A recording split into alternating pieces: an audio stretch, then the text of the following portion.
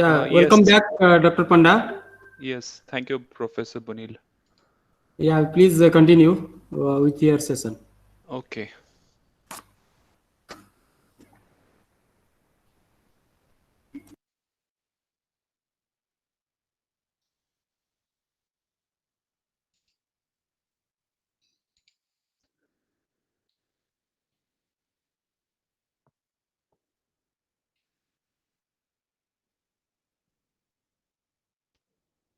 Okay, so good afternoon to all.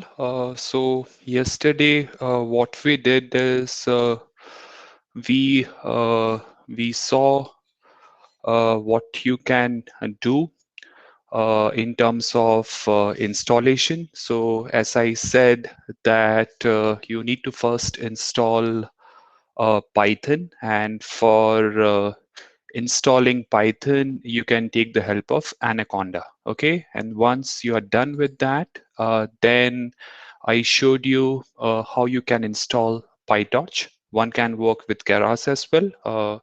There is no issue. One can work with PyTorch. But I was showing you some examples from PyTorch. Okay, and if you have GPU, then you need to find out your CUDA version, which can be installed in your GPU, and then you're good to go. Okay, and then we saw what is tensor. Okay, and this is a one.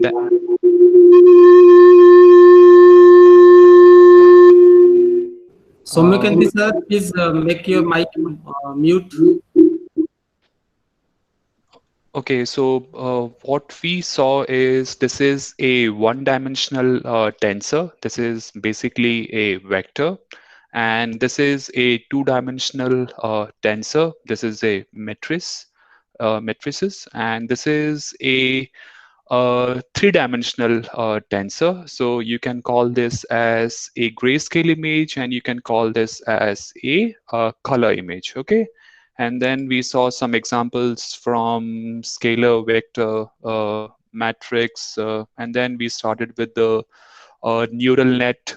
So we took one example of artificial neuron. This is a single neuron.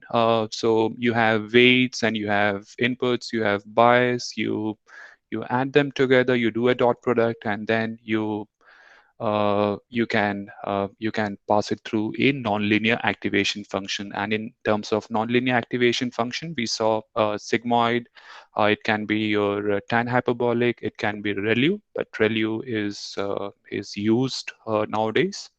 Okay, and then you can stack them. You can stack your neural net, and in this way you will be getting a hidden layer. Okay, and then we saw one example of MNIST data set where images are of height 28, width 28, and it's a grayscale image, so channel will be 1.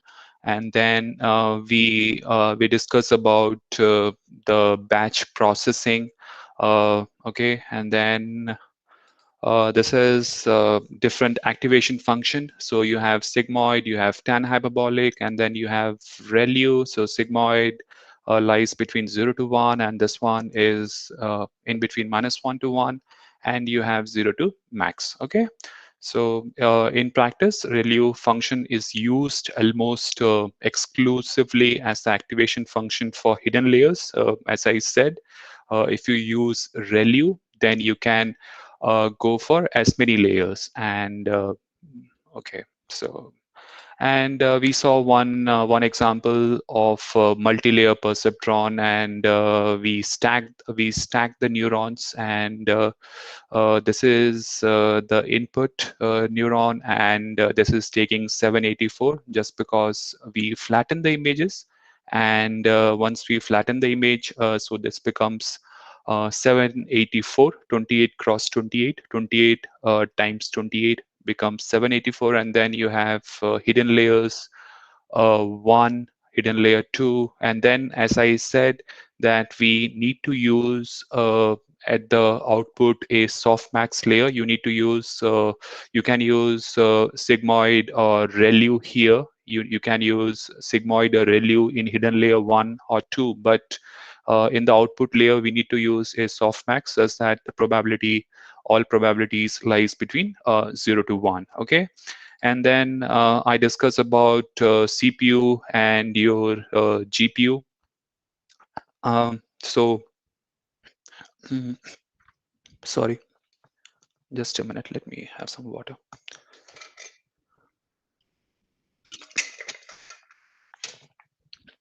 Okay, so what I said is you have a data set, and the data set is in your computer. It's there in your hard disk. So CPU will fetch your data. Okay, once CPU fetches the data, then if you have a GPU, okay, so if you have a graphics processing unit, mostly it will be from NVIDIA.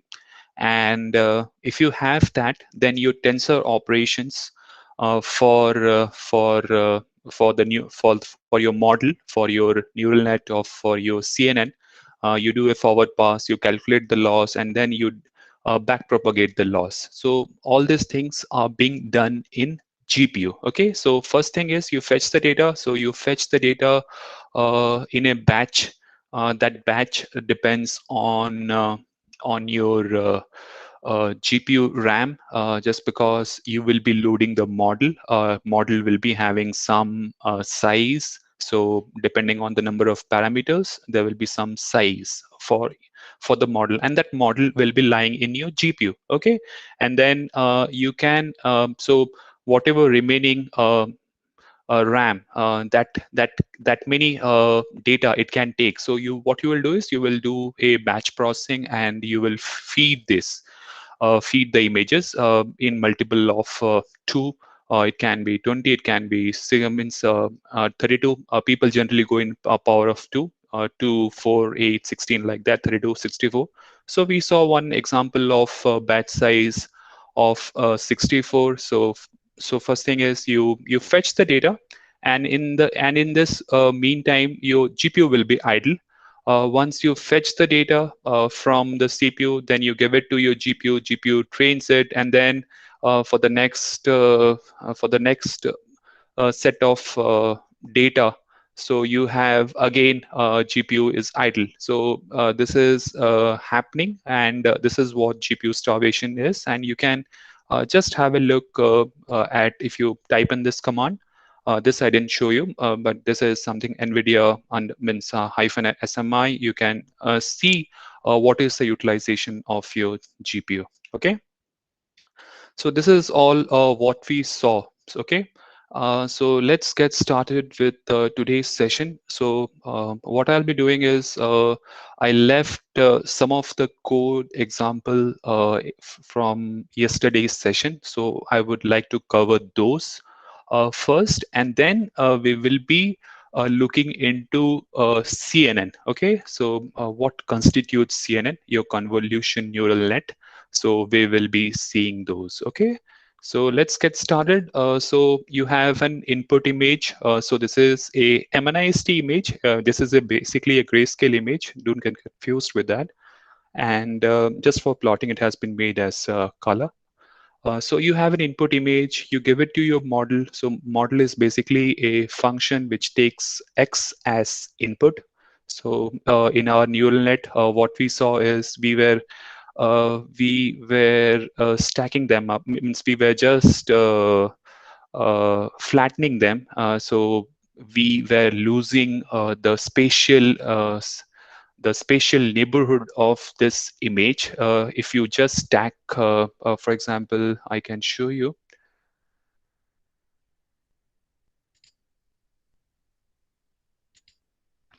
So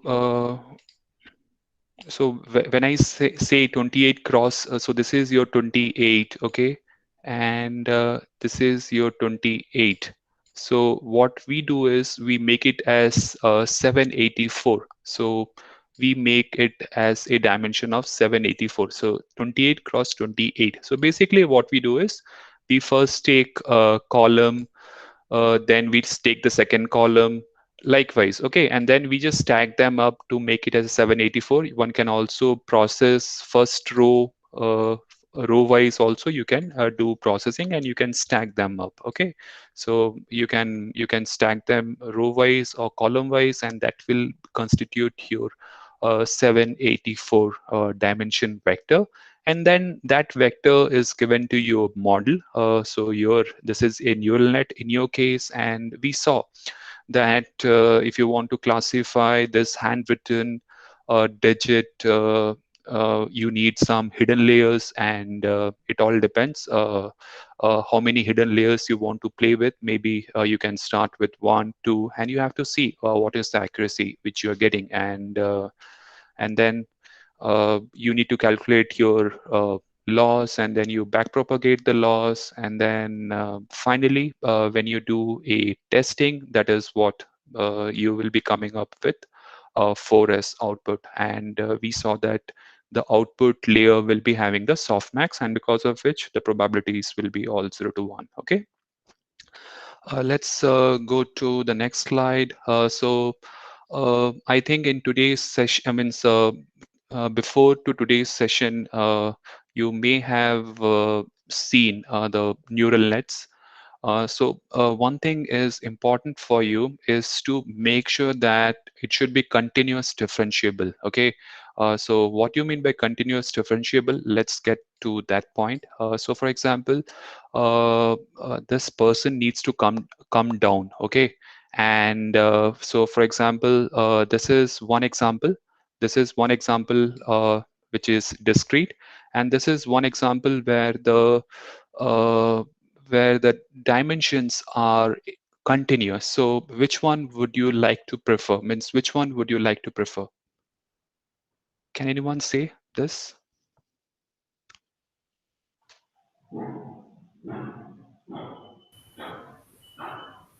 99.8. Yeah, so the answer is 99 means we will be using continuous values, just because in this case, thank you for your answer.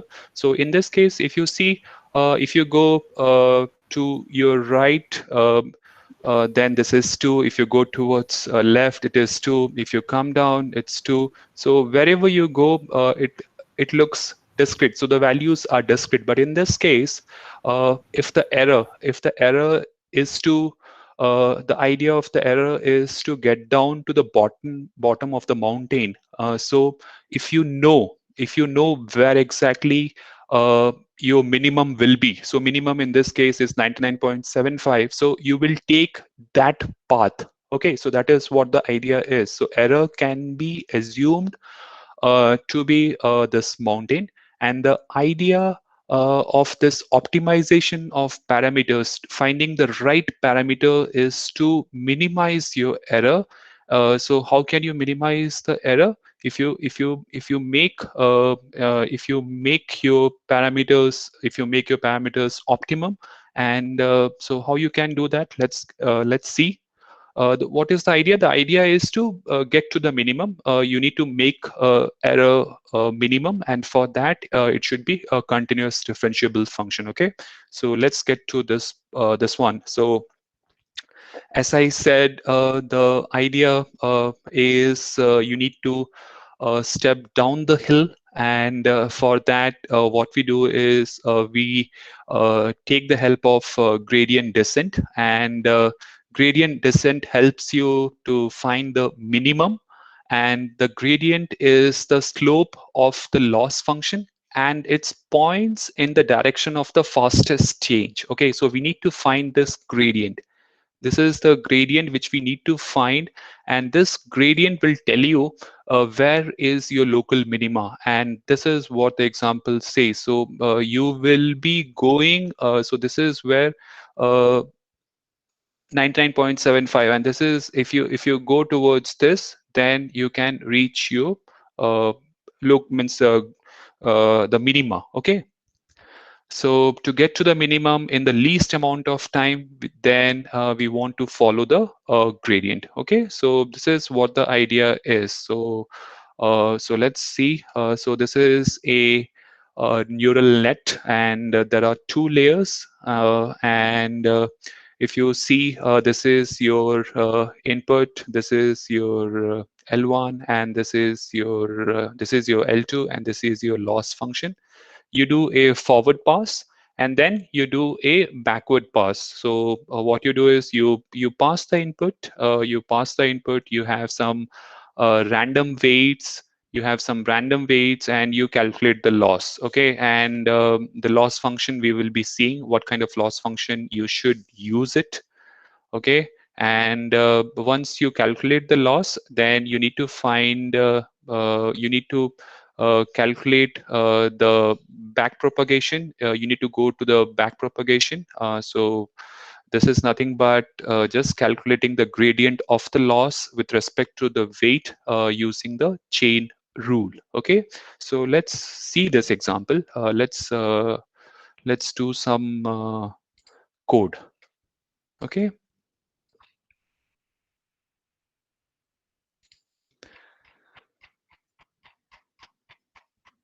Okay, so this is your image, and you are giving it to a neural net, and the neural net will tell you that this is 4. And for this, we use a loss function. As this is a classification problem, so we will be using a negative log likelihood or cross entropy loss. If this would have been a regression loss, then we could have used a mean square error. So this one is a mean square error, and we saw that if you want to find your optimal parameter, which are your global minima, then you need to do the back propagation. You need to calculate the gradient of your loss function, and that should be continuous differentiable. Okay, and this is how the back propagation happens. And once you calculate the derivative of your loss function with respect to your weights, then what you can do is you can update your weights. So this is your new weight, and this is your old weight, and this alpha is nothing but your learning rate. Okay, so we will be discussing about the learning rate, whether it should be slow, whether it should be low, or whether it should be high. If you make learning rate high, that means it will learn fast, but in the process, we will be seeing that you may not reach the global minima. Okay, and this is what the change which is required to your weight. Okay, so let's see. So this one, we have seen import torch. From torch, I need to import the nn, and then import torch dot nn dot functional sf, and then from torch vision, I need to import the data set and transform.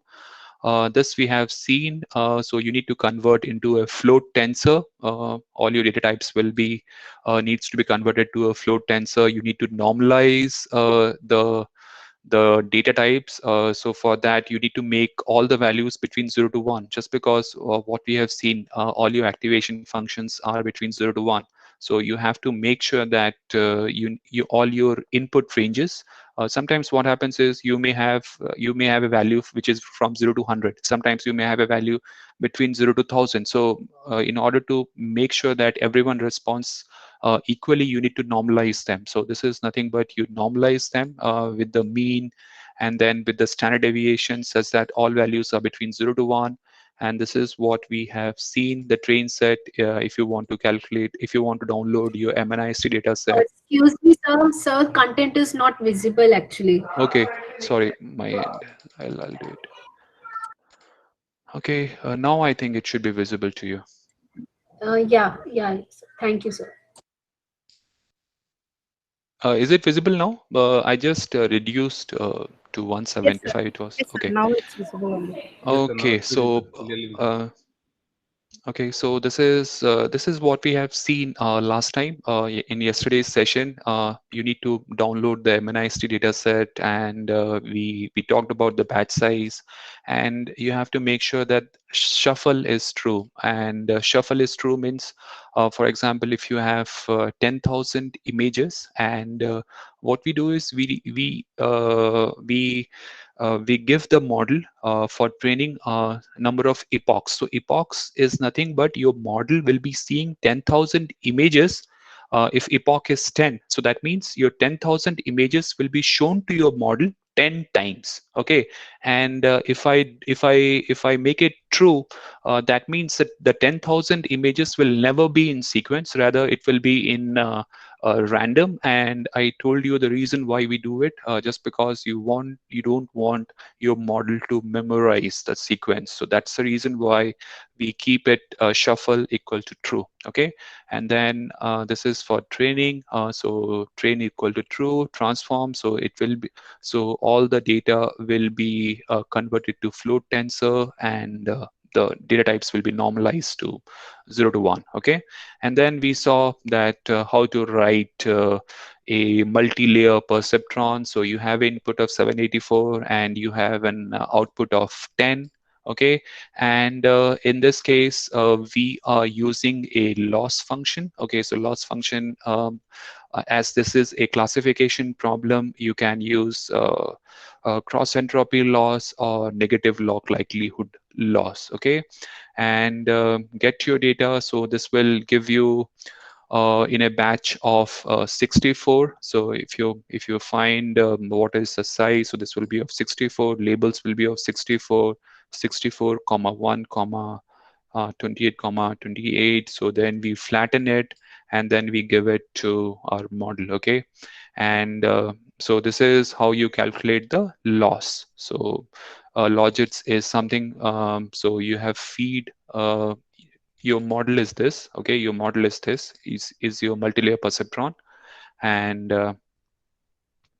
you have got the logits, and you have calculated the loss. So criteria, so it will just do a comparison between what is the input and what is the output, and this is how the loss will look like. Okay, and there is in this case if you see, we didn't apply this log softmax. Okay, we didn't apply the log softmax just because this negative, this cross entropy loss takes into consideration the softmax, and then it calculates the negative log likelihood loss. Okay, so this is the loss which you have got, and then the same thing, if you apply a log softmax and if you use a negative log likelihood loss, the loss will be same, 2.3013. That is what I want to show you.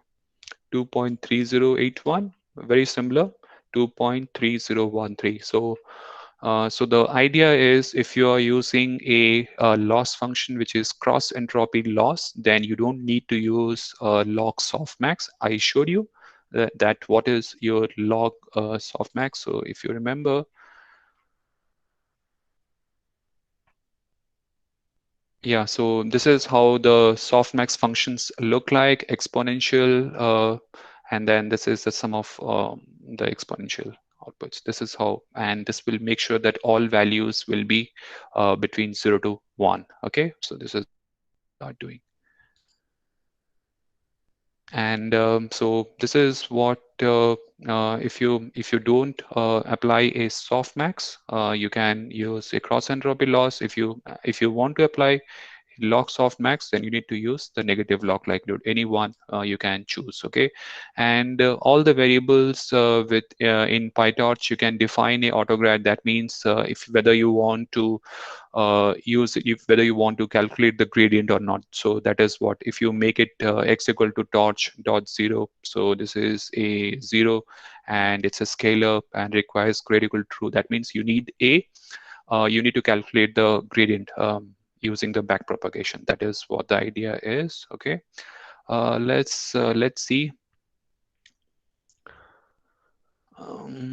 Okay, so maybe you can have a look at this one also. So this is what we do. So this is your model, and this is your criteria, is your negative log likelihood loss. So don't get confused with your cross entropy or negative log likelihood loss.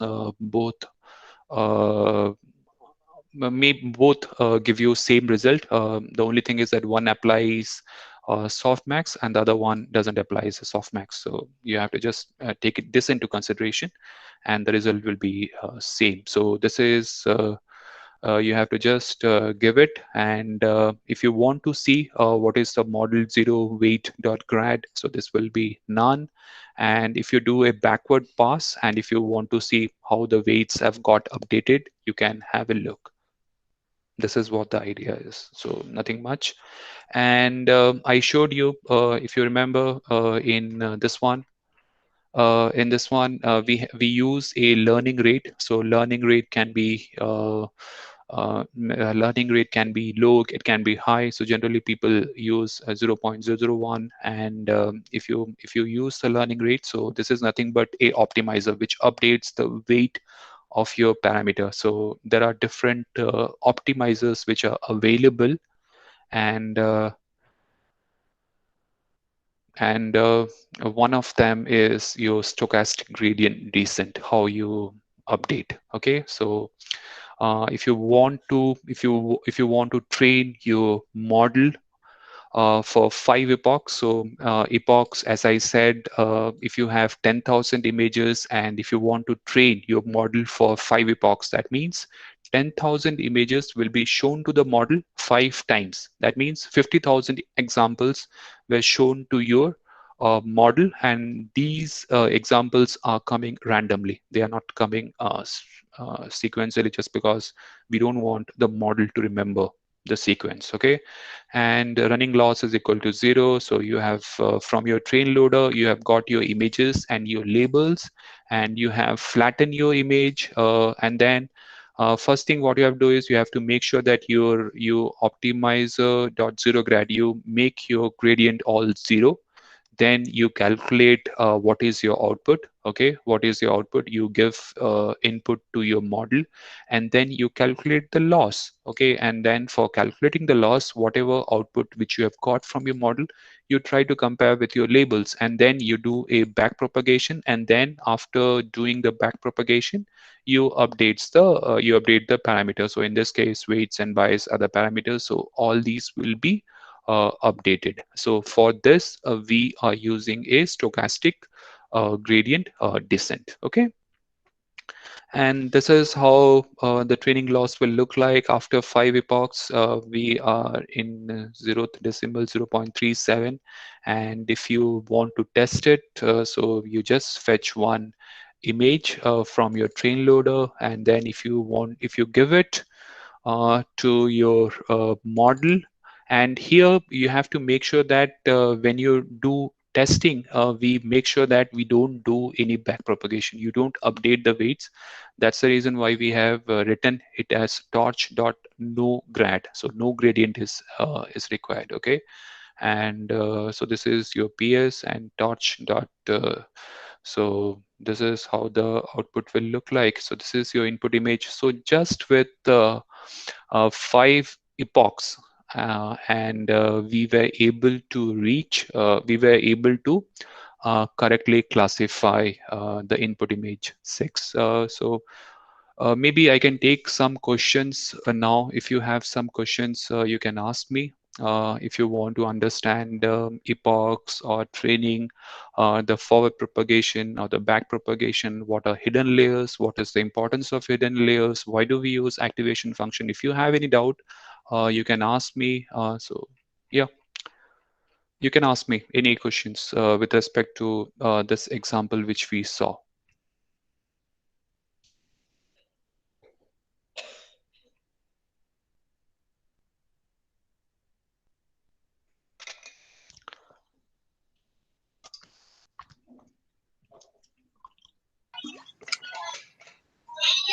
So why is back propagation important?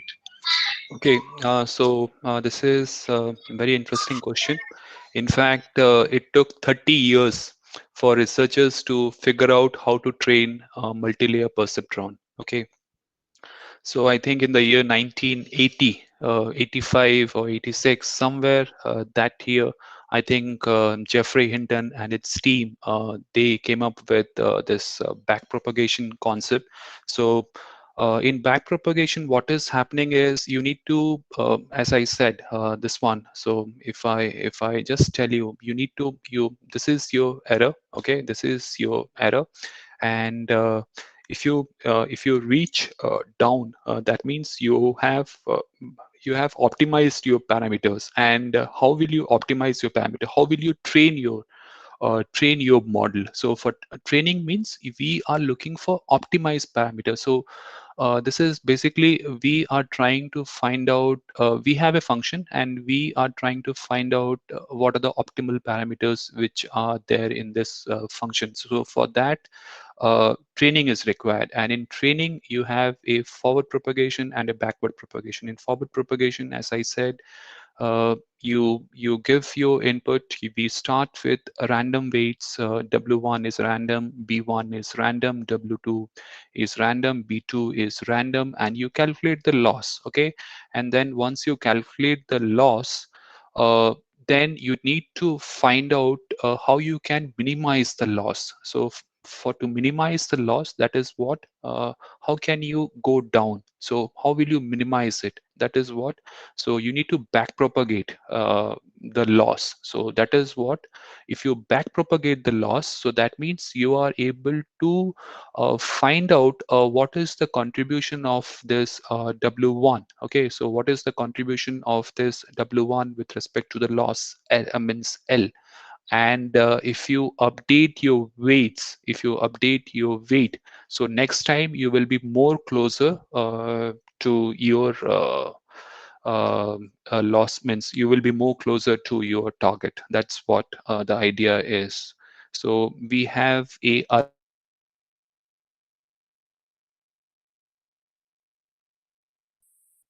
example.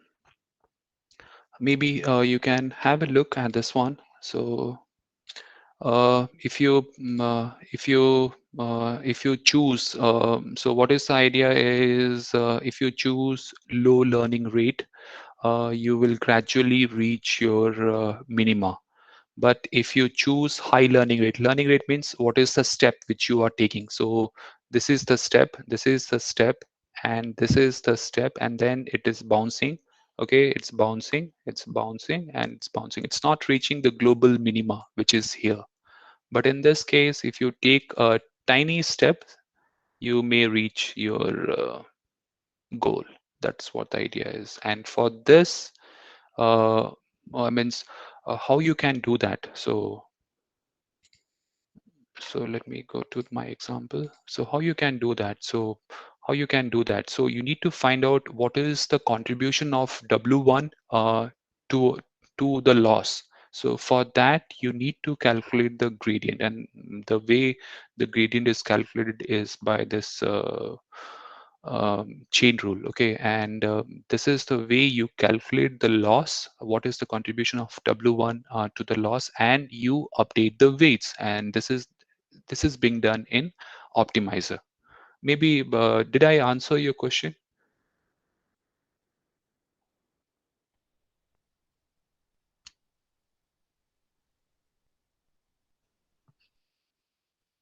I think if anyone has any other question, they can ask. Okay, so if you do not have any question, then I think let me go to the next example. And now this one is from the fashion MNIST data set. And here the idea is to classify whether it's a shirt, whether it's a top, all these things are there in this fashion MNIST data set.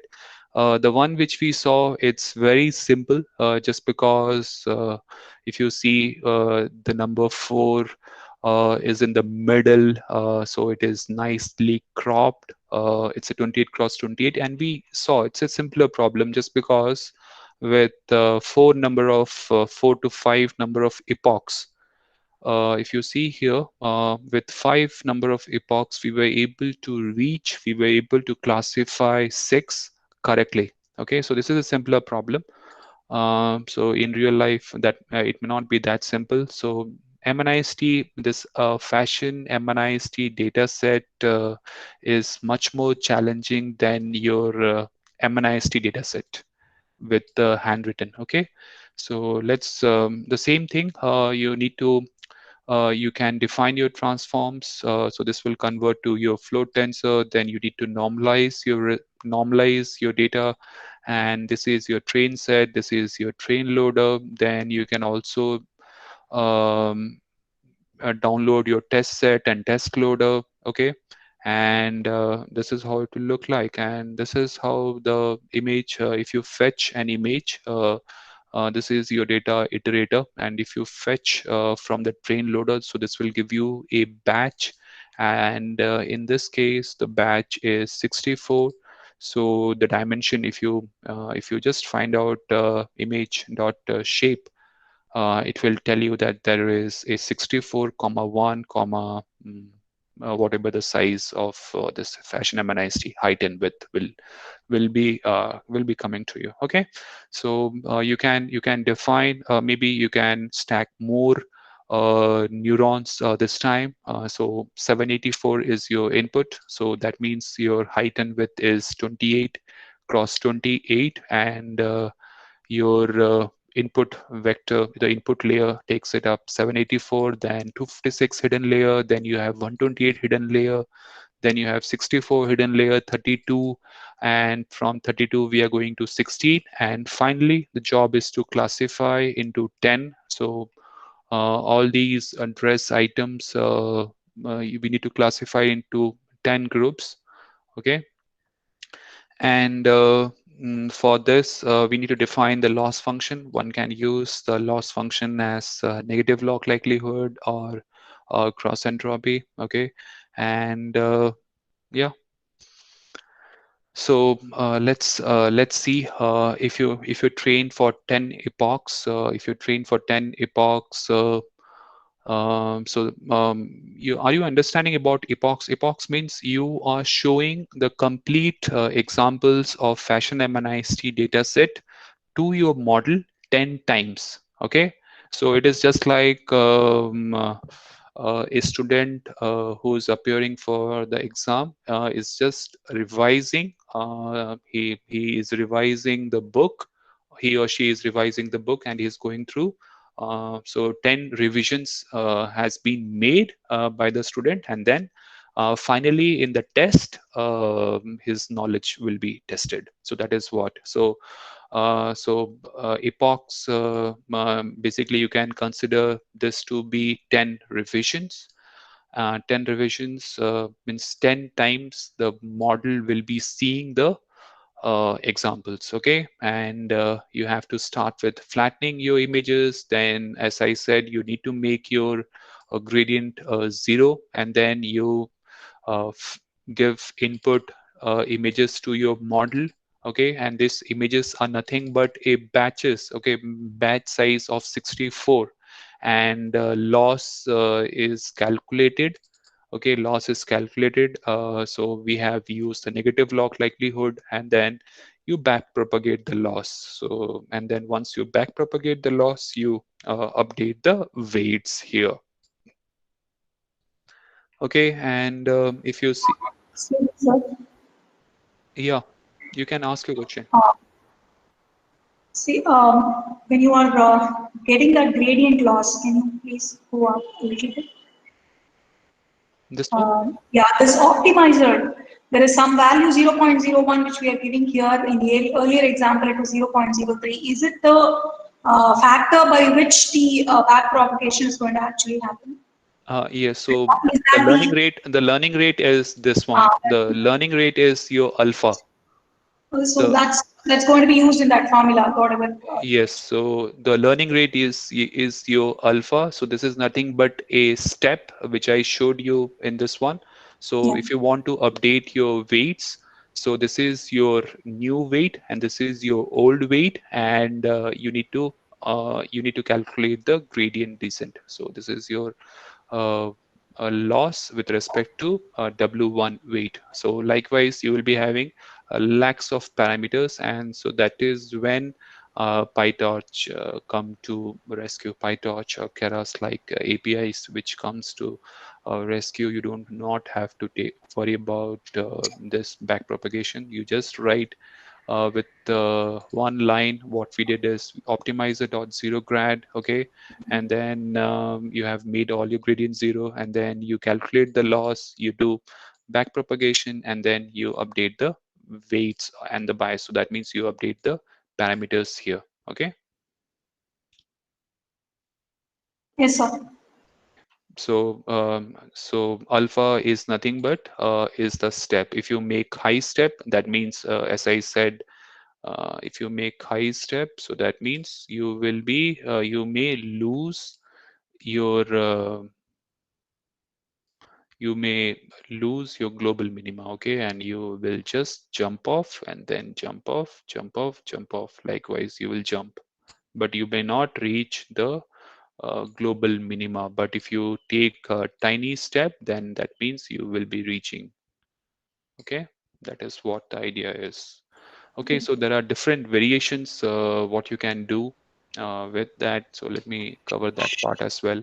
So what is the basic idea is decreasing the learning rate. If step uh, uh, if steep is high, so what you will do is you will go with high learning rate, and the moment the steep is low, that means the gradient, the slope is low, that means you can decrease the learning rate. That is what the idea which is there in Adam optimizer. So Adam optimizer is like this.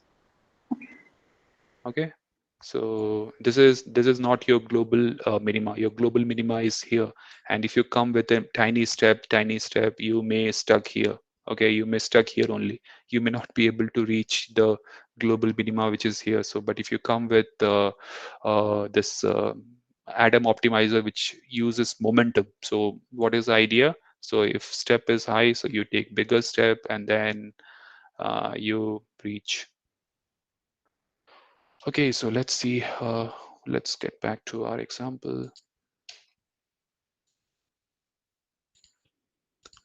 Okay, so this is how, and in 10 epochs, so that means your model has seen the images 10 times, and then you have decreased the loss. Okay, and if you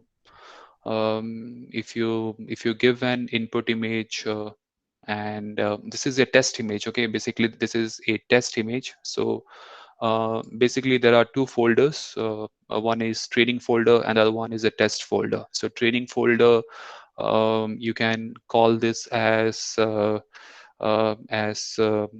exams which are being conducted in school, and test folder is nothing but the board exam which is being set all over India.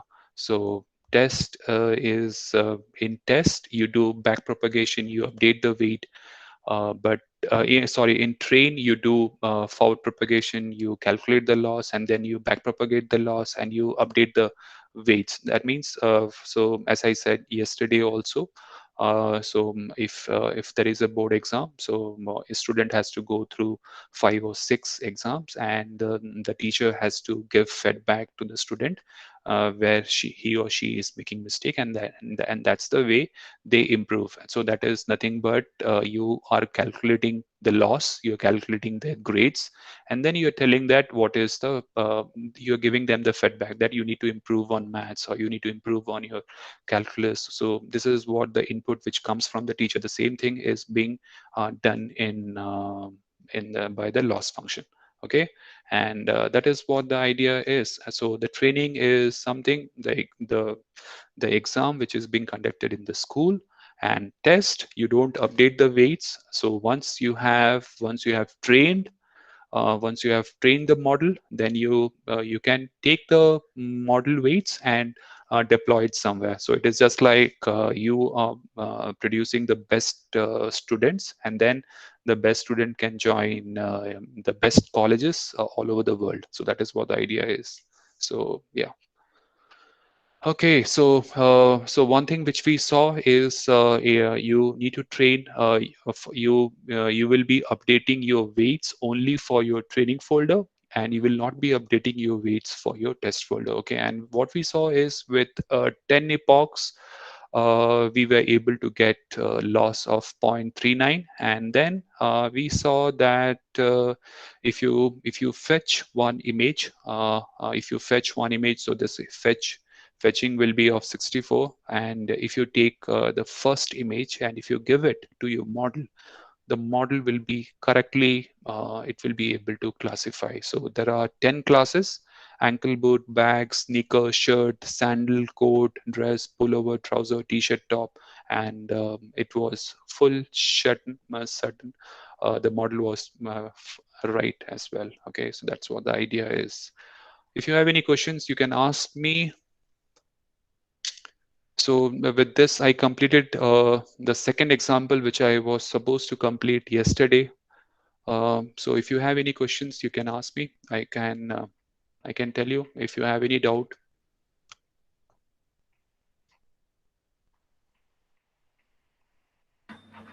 Sir, I have a question.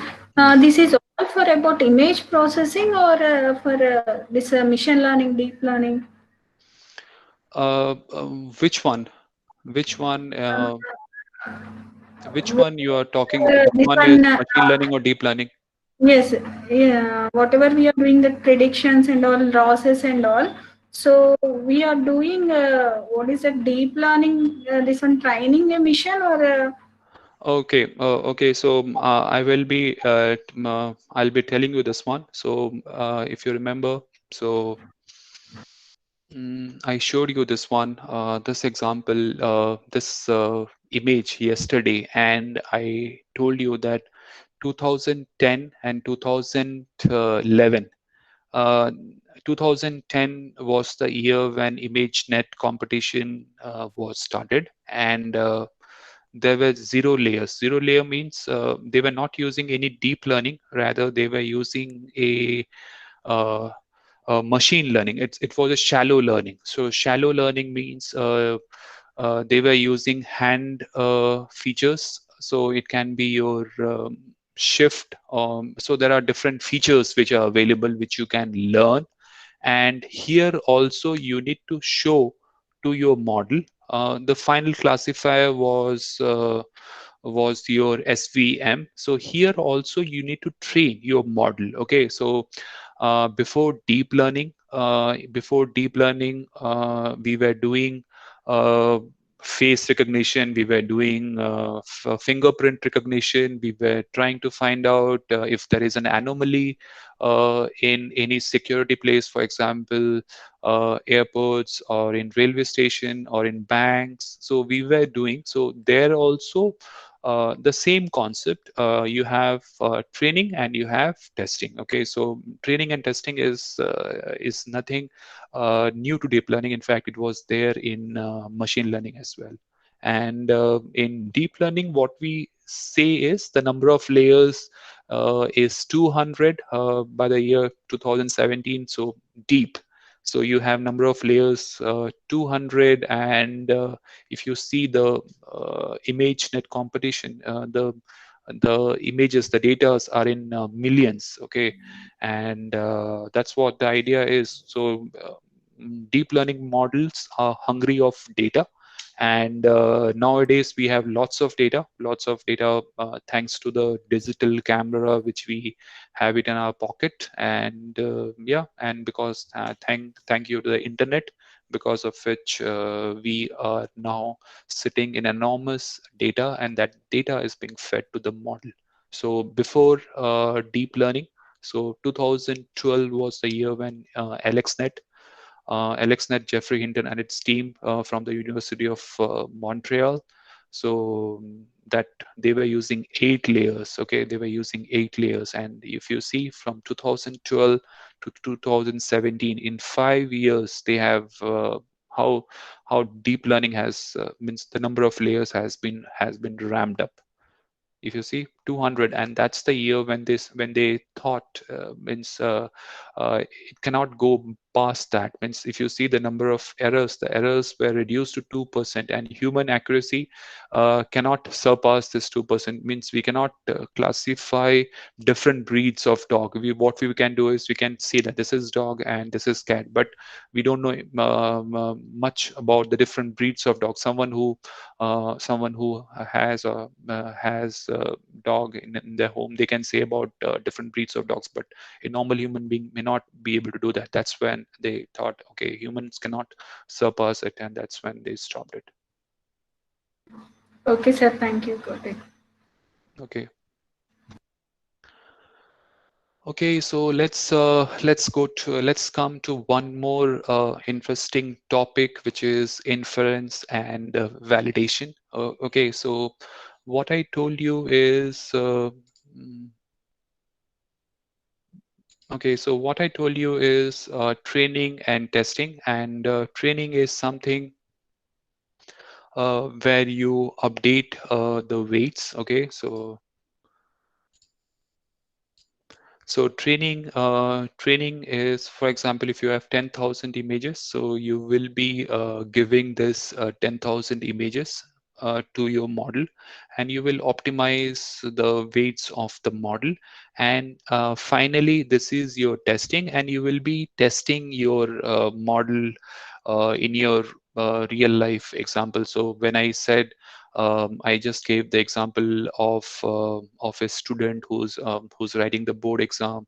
So you can think of this as uh, different exams, half yearly, quarterly, all the exams, and then the teacher has to give feedback to the student that he or she is not doing well in so and so subject, or is not doing well in some of the topics, and that is where you try to improve. You give the feedback to the parents, and that to the student as well, that you need to improve on this, and then that is when you have improved. So that means um, you have done your training.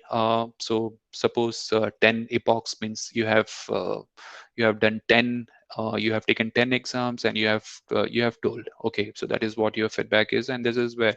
And then finally you have your board exam. Okay, and this is where so your board exam will be your final marks. So but what if before board exam, can we have a pre-board exam? Okay, so pre-board exam, so let's see.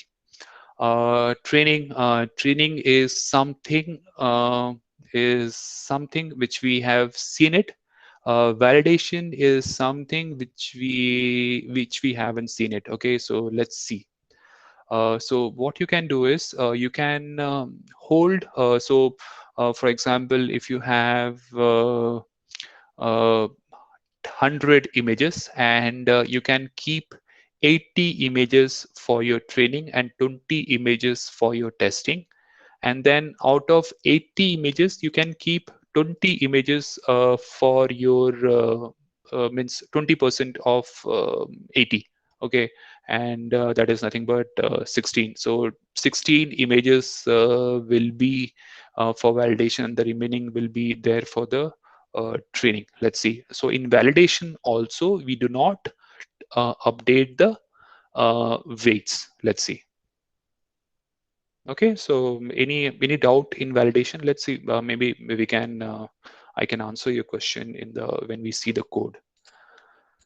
Okay, so let's see. So you have your training set, and you have your test set, and the batch size is 64. You have made it a shuffle equal to true, and then you have defined your model. Okay, so 784 is the input, 256 hidden layer, then 128 hidden layer, 64 hidden layer, and 10 is what you are doing the output class. Okay, and you have flattened it.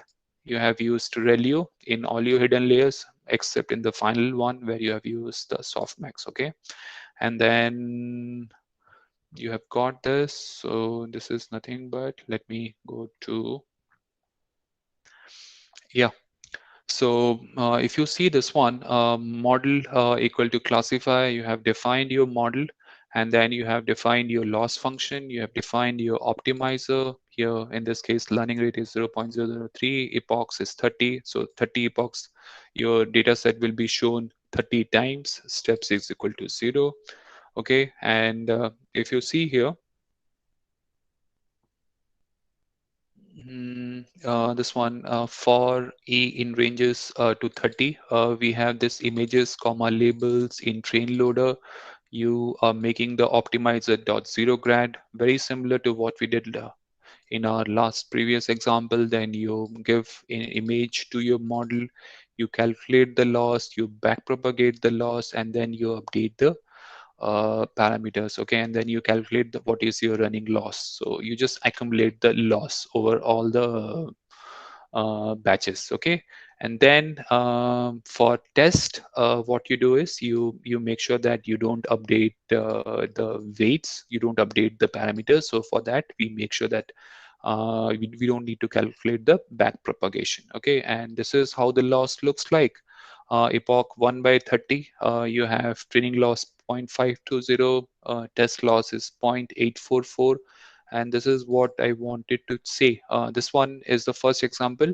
You have training and you have testing, and you have, generally what we do is we suppose if you have 100 images, you can make it as 80-20 or 60-40. It all depends. If you have more images for training, then you can divide it into 60-40. But if you have less images for training, then you can divide it into 80 and 20. So this is where you do your you update the parameters, and this is where you don't update the parameters. Okay, and let's see.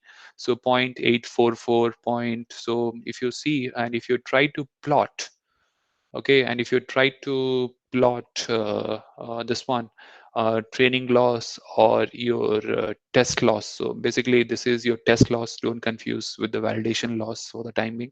This is your train loss and this is your test loss.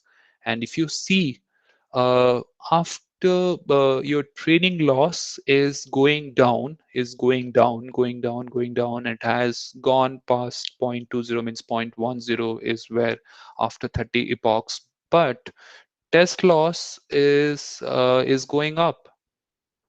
So can anyone say what has happened with this?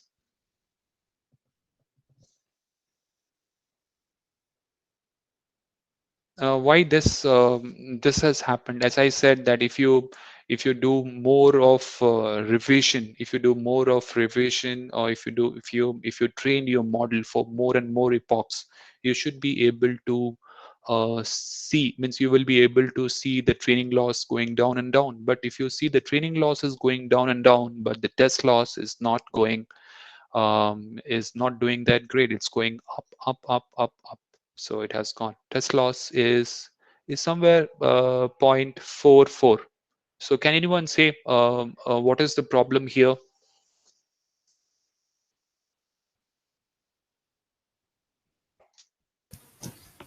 As in training, we have backward tracking. That's why.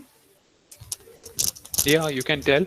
I said that in training, for your training folder, you will be doing backpropagation, but for your test folder, you will not be doing the backpropagation. So I gave you an example of the school exam, which is being done for the training, and the board exam, which is there for your testing. Now you can correlate why this test loss is going up, up, up, up. The weight adjustment is not actually happening the way we like. Weight adjustment has happened. If you see, weight adjustment has happened. Weight adjustment has happened, and because of which the training loss has gone down 0.20. No, but that's not proper. That's not the expected.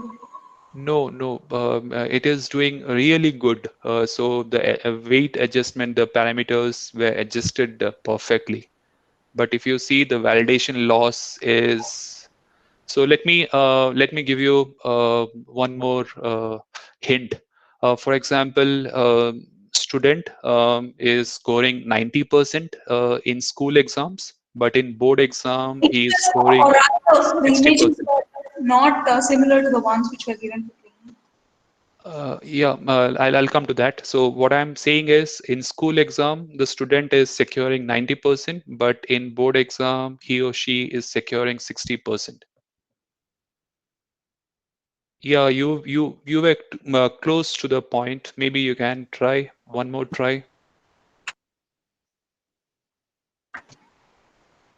The data which was given, I mean, the training data did not match, I mean, was not similar to the validation data. I mean, that's... Okay, that can be okay. So that I'll be covering. So any madam who wants to try this? This is the best example. What I'm doing is I'm trying to correlate this neural net with the school, with the school. So what I'm saying is, if a student secures 90% in his school exams, but he or she secures 60% or less than that. Yeah. Sir, maybe possible in the board exam, more number of people are sitting with him. No, not like that. So okay, maybe now you can just correct me. So what is happening? What has happened in the school exam is that he or she by rote means he or she memorized. Okay, so one kind of pattern means one kind of question papers were given, and he or she were just memorizing. So they were not trained for the real life examples. Okay, so for example, one kind of rote learning happened. So the exam, so whatever exam which was thrown to the student, he or she was excelling. So what I'm telling you is, if you remember, if you remember if you remember, what I did is shuffle equal to true. Shuffle equal to true. That means he or she should not memorize. So first thing, the model should not memorize. And what we are doing here is, suppose as I told you, there are 100 data. So that is nothing but your 100. You can take this as 100 questions, and if you do revision 30 times, so he or she will be remembering those 30 questions. So rote learning is happening, so the model has memorized. But the real life examples, if you test it on the real life examples, if you see, the test loss, the test loss has gone up. Okay, so how can we overcome this? So one way is, for example, if you teach your student, that means in your school exams, if you make it more similar to your test, that means very similar to your board exams. So if you set questions which are very similar to your board exams, then he or she may not be able to memorize, and he or she will be very close to the exam. So what you can do means, what we can do here is, we can if you remember, this one, this is our model, and this is our model. Okay, so what we can do is, we can in order not for the neural net to memorize, we can do dropout is being done at the time of training. Dropout means you can drop 20% of neural net. So that means these neural nets are learning some of the feature, and if you train it for 30 epochs, so what is happening is, all these neural nets are memorizing. And but if you while training, if you drop out, means if you discard 20% of your neurons at the time of training, so you will not be, means the model will not be remembering the, means it will not be doing the memorize, means it will not memorize. So that is what the idea is. So so you can do a dropout, and what can be done here is so what we can do here is we need to see that where exactly the loss was minimum. So this is where the loss was minimum, and this is something 0.37, and we need to stop here. Okay, we need to stop here. That means at 12th epoch we need to stop. So that means we don't need to go for 30 epochs or 100 epochs we don't need to train our model for those many epochs, just because the model is remembering all the input data, and it's performing poorly on the test data. So this is where the training loss, your test loss is less, and this is where we will stop. Okay, and let's see how we can do that. And this is where the concept of your train loss happens. Okay,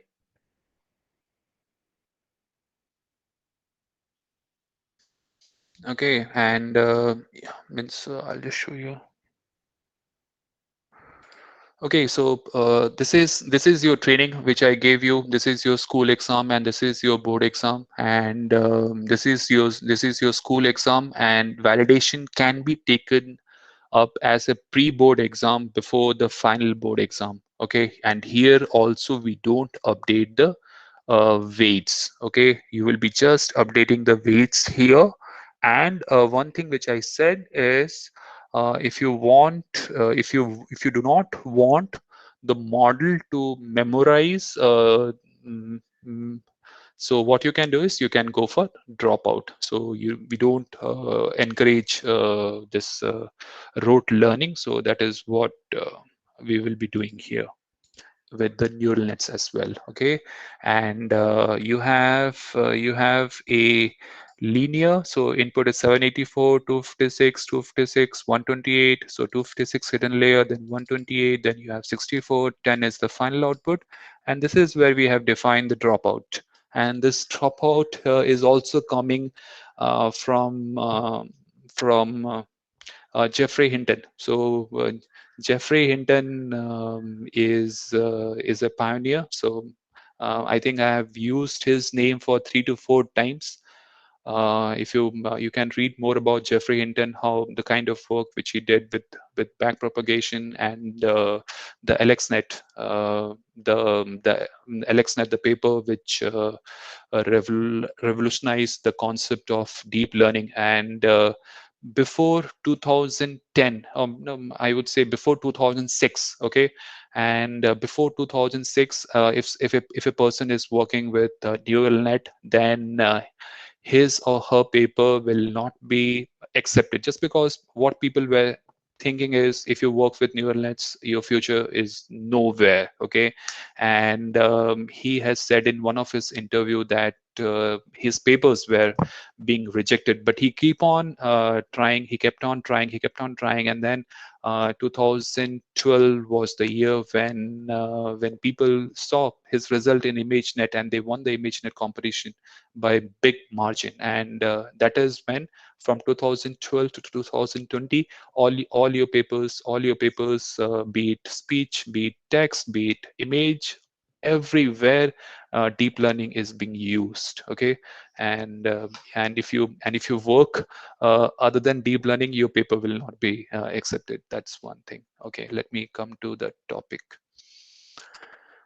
Okay, so this is a dropout, and dropout is 0.2. So that means 20% of the neurons will be dropped out. Okay, so that is the way you can play with the dropout 0.2, 0.3, 0.4, but you should not drop half of your neuron. So you should not do that. So in every layer we have a dropout, and finally we have this softmax. And then if you train it, you can see we just overcome the rote learning by dropout, and we were able to touch till 4.5. I think we were able to touch to 4.3. We can go further less. And there is one more way, is that you need to stop here. You need to stop here. And that there is one way where how you can stop. So you need to stop here.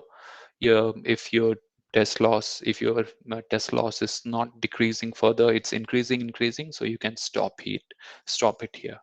And one more, I think one of the madam said about this one, this that the questions papers were I think one, what was that?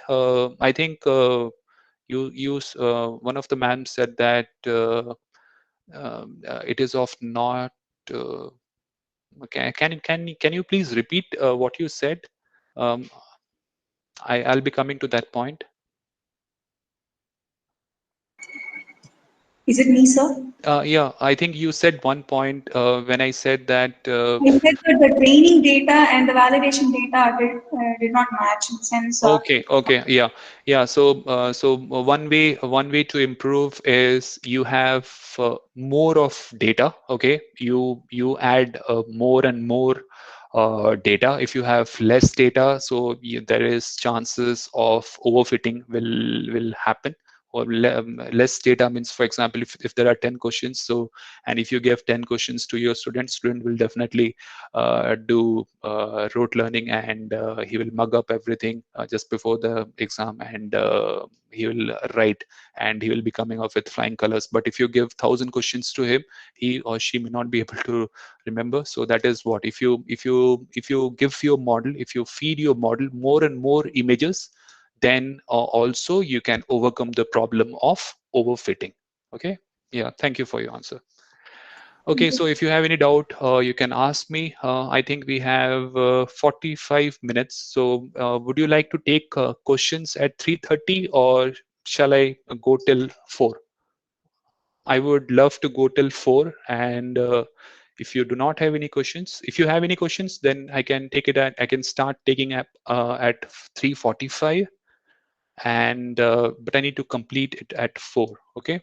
If you have any questions, you can ask. Sir, can we have a brief revision from 3:30 so that we can at least recall and can revise the things means in brief, and after that you can continue.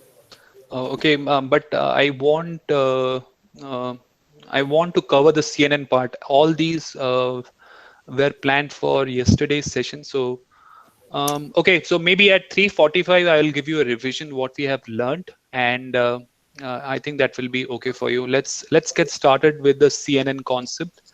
And CNN is something which is being used everywhere, be it in your mobile phone. So, for example, if you take a selfie, so you have a CNN-based semantic segmentation. So what they do is they calculate your background and foreground. So background needs to be blurred. So in a portrait mode, background will be blurred and your foreground will look good. Okay, so the idea is CNN-based semantic segmentation. So the examples are endless. Maybe we can touch the basic.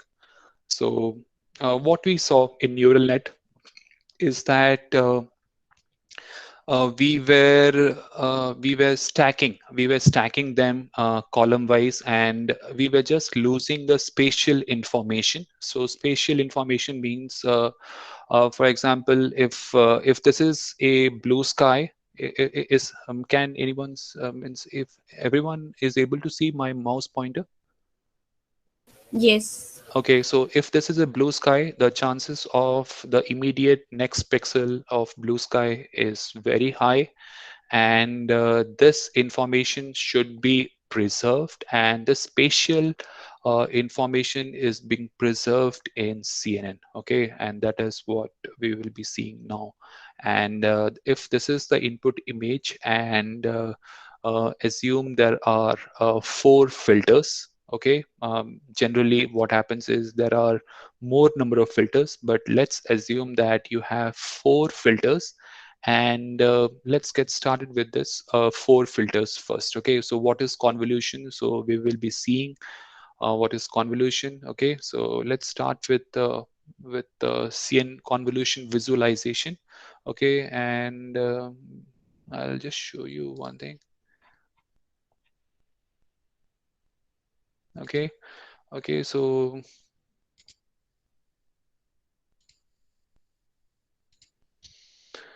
okay, so this is the input image, and as I said that if this is a cross, the chances of immediate next pixel is the chances will be high for to be green color. Then if this is road, the immediate next will be a road pixel. Likewise, this is a car, so it should be a car. Okay, so we need to preserve the spatial information, and the way we preserve the spatial information is with CNN. Okay, so let's see.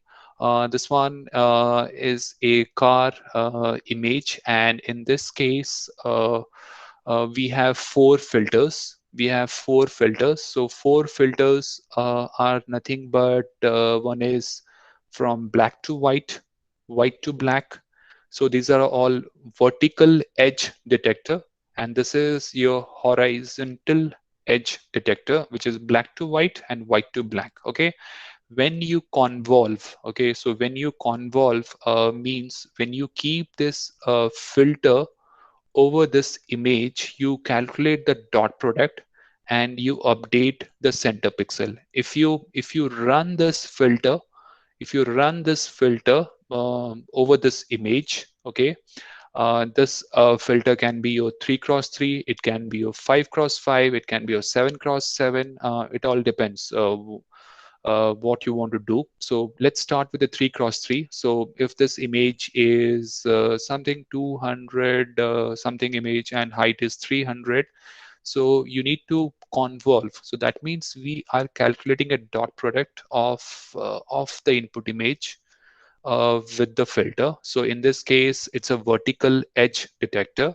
It is going from dark to white. Okay, and so this is how it would look like for the first filter.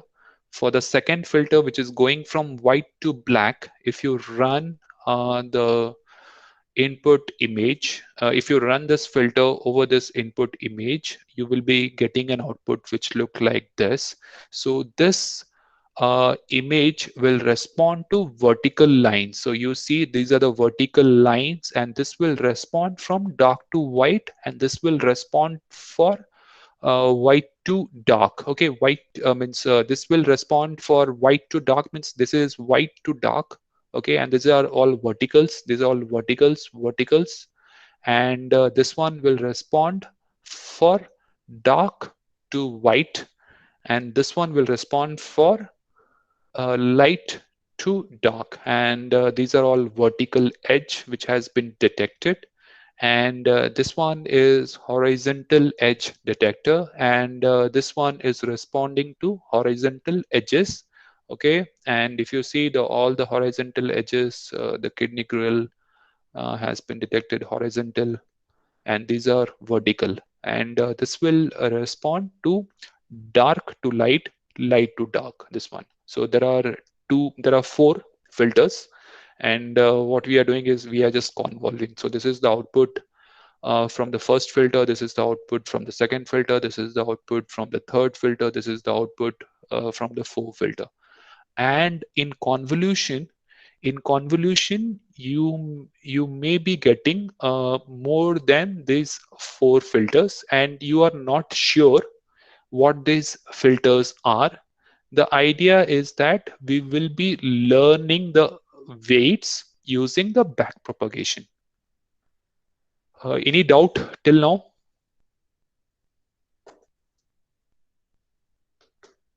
Uh, mm, I hope there is no doubt.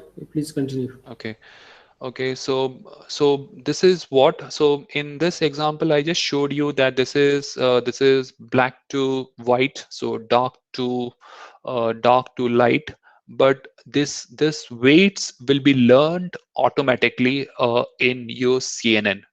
Just for illustration purpose, I just told you this example, dark to white, but this filters will be learned automatically. And this filter, this adjustment of weights will be happening during the back propagation when we calculate the loss. Okay, but initially initial layers will calculate the edges. Okay, and once you calculate the convolution in neural nets, we had ReLU. Here also you have a ReLU, and this is how the output after convolution looks like. There are four filters. There were four filters, so you have got four outputs. And if you pass it through a ReLU, this is how the output will look like. Okay, so you are just taking the max value. All zero values, all the mean values were thrown, and you're just taking the max value. So this is responding to all the vertical edges. So if you see here, this is dark to white. If you convolve this filter with this one, so this is where it has responded. So this is where it has responded. If you pass it through a ReLU, this is what the vertical edges have responded to. Okay, and this is how the output will look like. Okay, and let's see. And we have the input image. Then you have convolution layer. So in the convolution layer, we have the activation function, which we saw. It will be a ReLU, and then after this convolution plus activation, we have this pooling layer.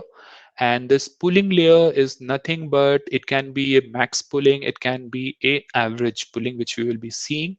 And then finally the idea is to classify. So there will be a fully connected layer. So this is basically a if it's a 10 class classification problem, then you will be having 10 neurons, and then you have a softmax, so which will give you probabilities from 0 to 1. Okay, so basically this is the input image. So basically this convolution layer is learning the features for you. In our example, we saw that there are four filters, and the four filters are giving you edges. One is giving you edges, vertical edges. The other one is giving you horizontal edges. Okay, so there are four edges, and then you have a max pooling. Let's see what max pooling is.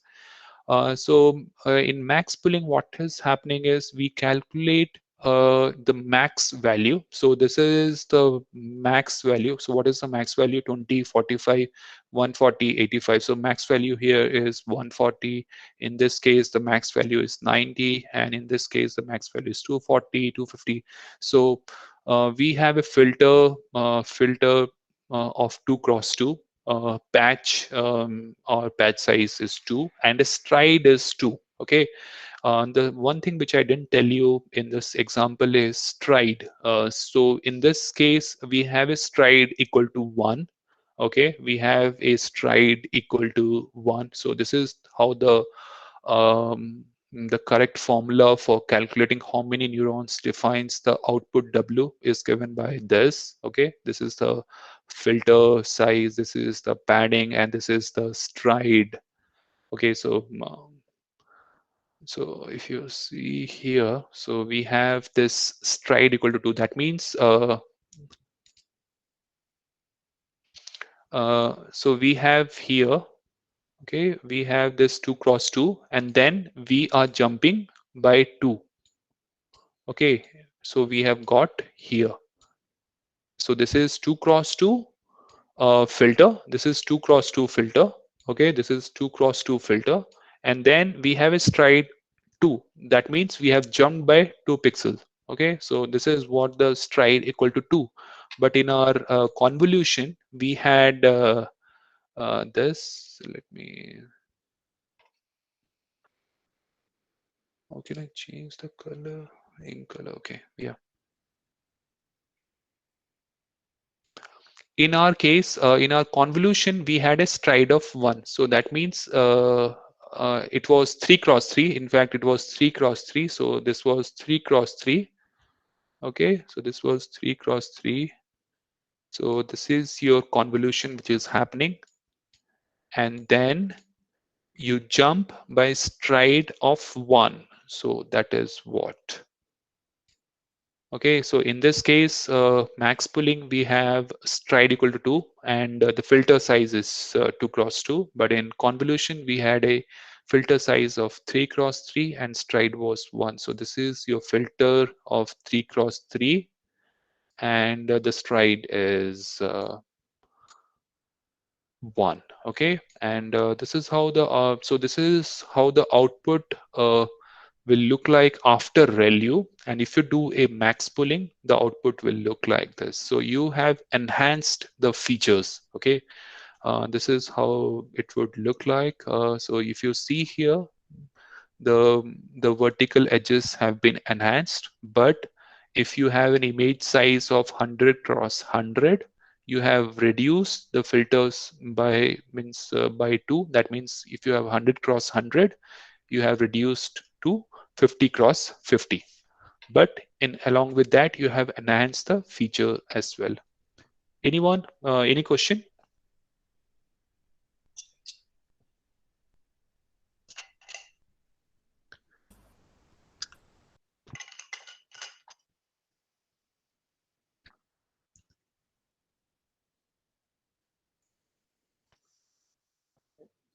Any question? If you have any question, you can ask me with respect to convolution, with respect to activation, with respect to max pooling. So I showed you, let me recap for you.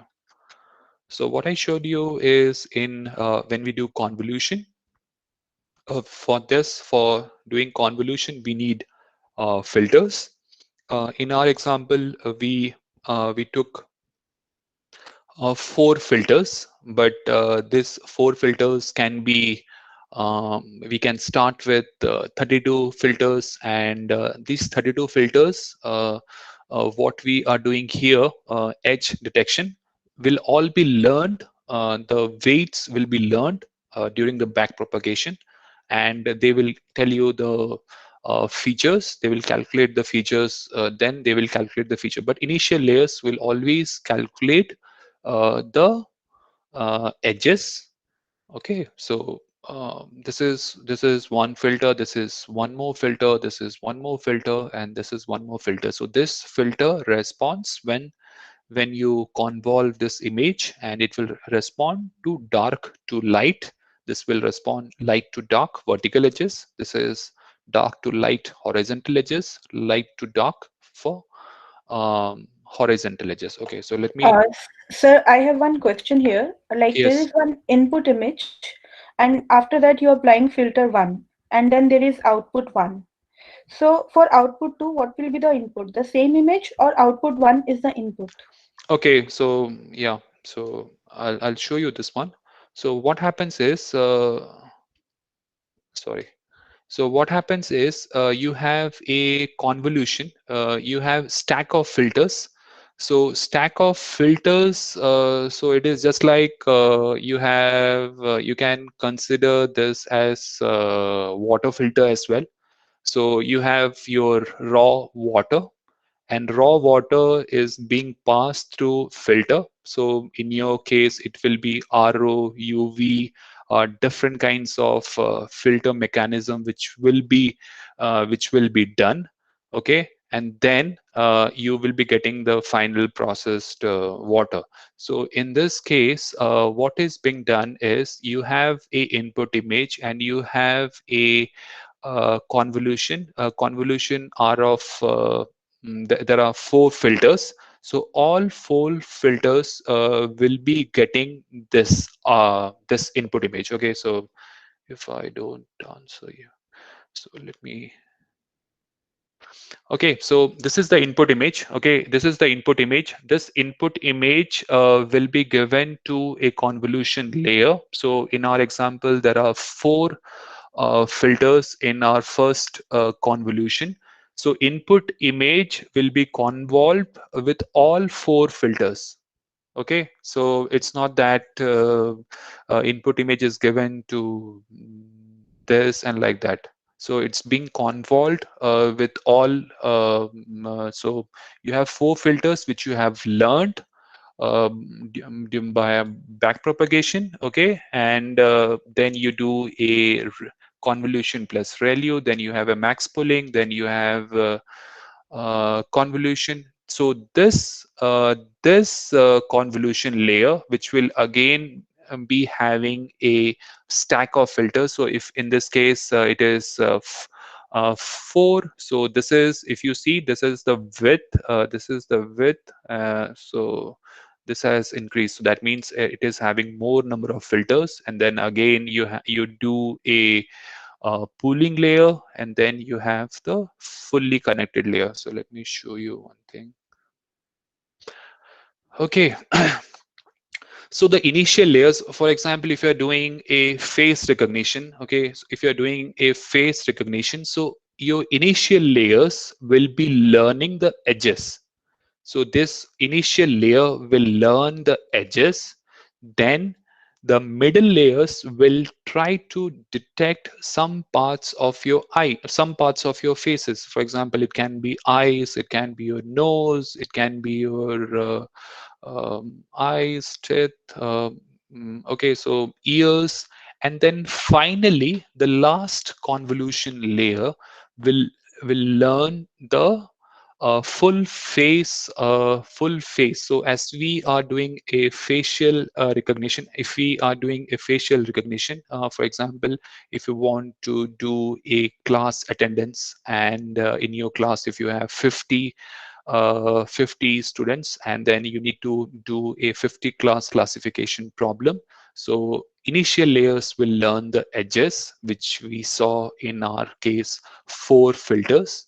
But you can have as many. Initially, what happens is we start with a multiple of 2. So it can be 16, then you're 32, 64, 128. So that is how. So you start with some input image, you give it to convolution layer, then you have pooling, then you have a convolution layer pooling, and this is how the features are extracted. Okay, this is where the features are extracted, and the first few layers will learn the initial low level features. Okay, then the middle layers will learn the middle features, the mid level. So it will start learning the eyes, faces, all these things, and then finally you will be able to learn the face of a person. Okay, that is what the idea is.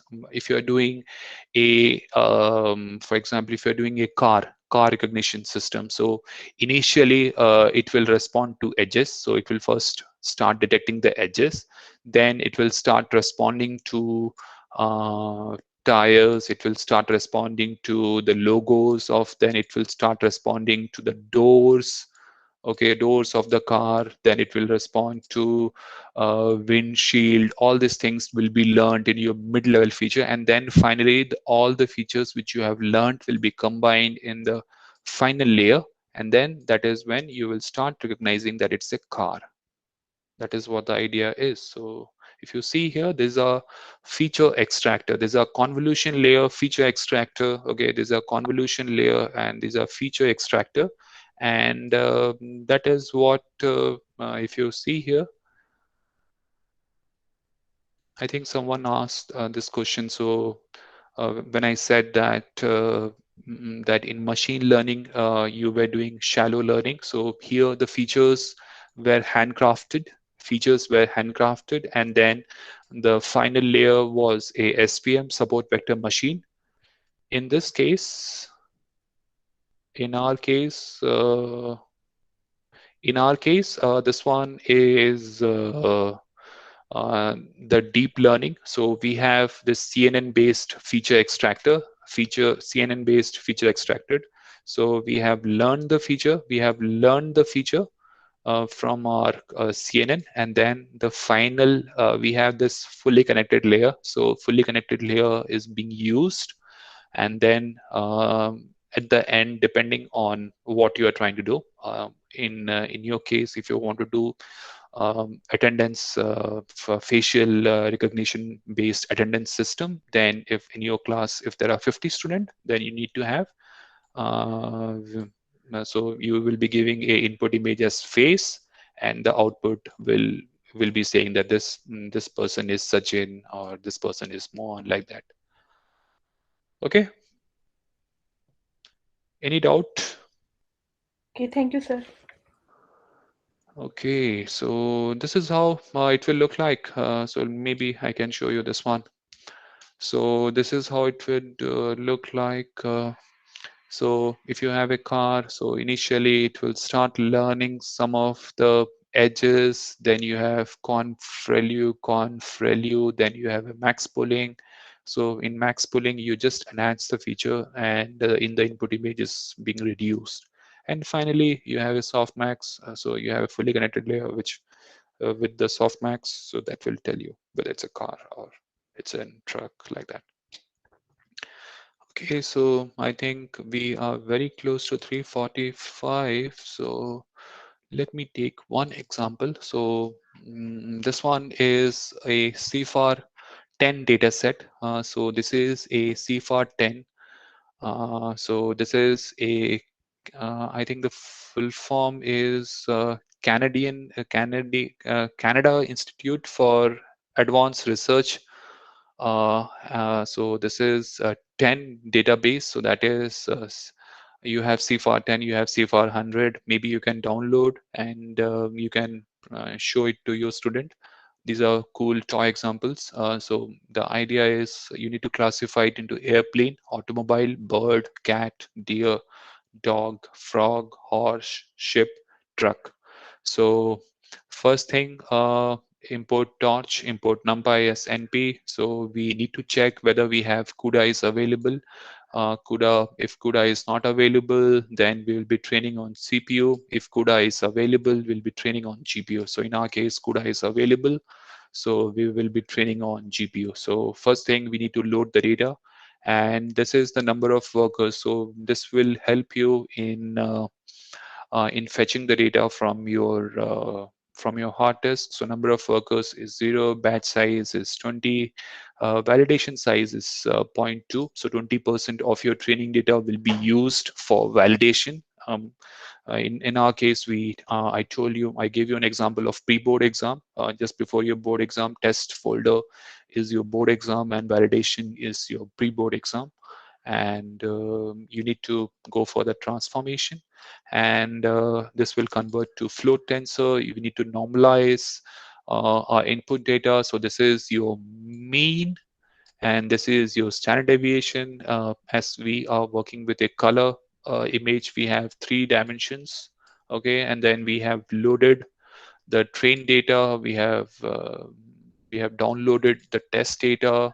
Okay, and then the number of trains. So this will tell you a number of data sets which are available in your train data. You have got the indices. Now we need to use 20% for validation. So 20% for your pre-board exam. Okay. So that is what, so train split. So you have got the validation. So train index and validation index you have got. So you have got the indices of your training and for your validation. So you have taken 20% of your training images for validation. So you have train sampler and you have valid sampler, you have train loader, you have valid loader, test loader. What we have seen till now, we have seen only train loader and test loader. So this is something which is a concept of validation. We'll not be updating our weights for during the validation. We'll be just updating the weights only on the training. Okay, and these are the classes. Okay, so let me show you how we can define the architecture. So these are nothing but how you can display your images. So in our case,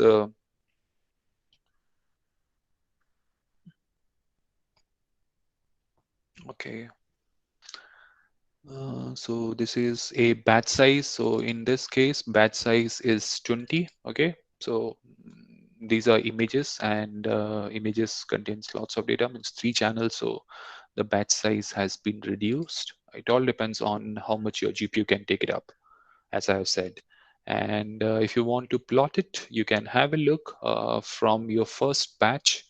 So first batch contains different classes: cat, horse, dog, frog, deer, airplane, bird, frog, automobile, deer, horse, airplane, ship. All these things are there. And if you want to view them, first which is frog, anything means you can take it up. So in this case it's a frog.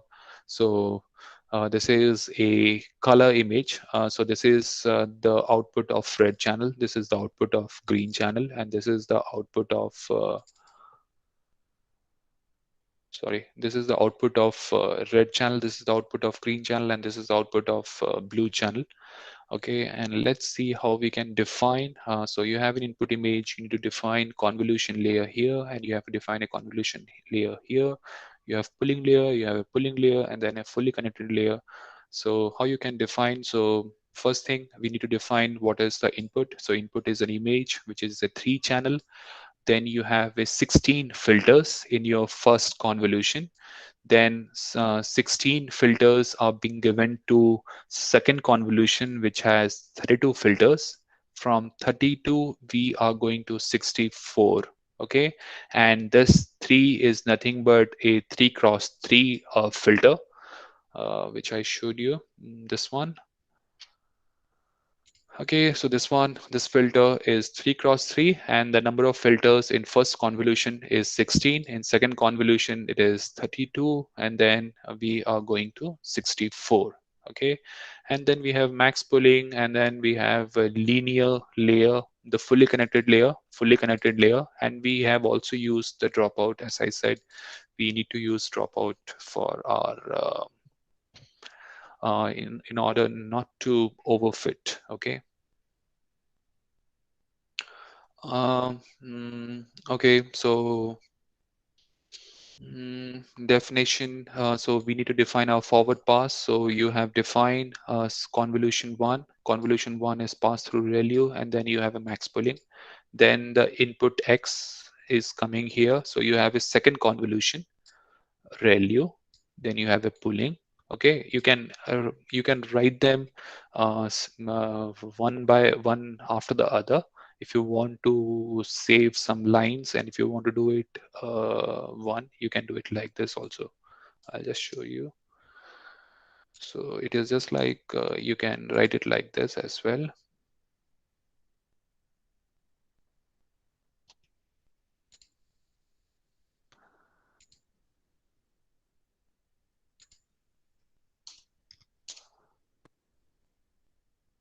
Okay, so you can also write like this. Then again, X is equal to self dot pool. So which is X. So instead of writing it like this, you can also write like this. Okay. Okay, so so first thing you have to do, you have to flatten your input image, then you can define your dropout. Okay, and then you can define your fully connected layers. You have a dropout, then you have a fully connected layer. So fully connected layer is what, FC2. So FC2 is going from 500 to 10. Okay, and the dropout which we have chosen is 25%. So 25% of the neurons will be dropped randomly during training. And mm, if you print your model will look like this. As this is a classification problem, we are using a cross entropy loss and optimizer. You can use a stochastic gradient descent, or you can use Adam optimizer. Okay, anything. And then you need to define your training. How will you train your model? Okay, so you need to first start with epochs, and this will go for 20 epochs, from 1 to 21 epochs. Okay, train loss, validation loss, and If you train on GPU, so that means you are converting your data to CUDA type. This is just for your uh, tensor computation. If you have GPU and if you have CUDA installed, then it will take care of the GPU. Okay, and then this is what we have seen. You need to first make sure that you clear the gradient. You need to make the gradient 0.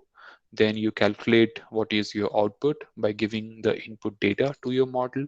Then you calculate the loss. Then you do a back propagation, and then you updates the your parameters. Okay, and this optimizer dot step is nothing but it's using the stochastic gradient descent with a learning rate of this and momentum of 0.9.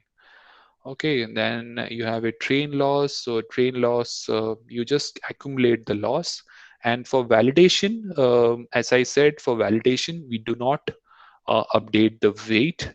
We will be just checking what is the validation loss. And if validation loss is less than validation minimum, we'll just save the model. Okay, let's see how does it look like. So it has been saved. And if you want to test it, so training loss is 1.7 to 0.37, epoch to 1.37, 0.30. So if you see, point training loss has increased. Somewhere it is increasing 0.76, 1.72. It is decreasing, 0.49.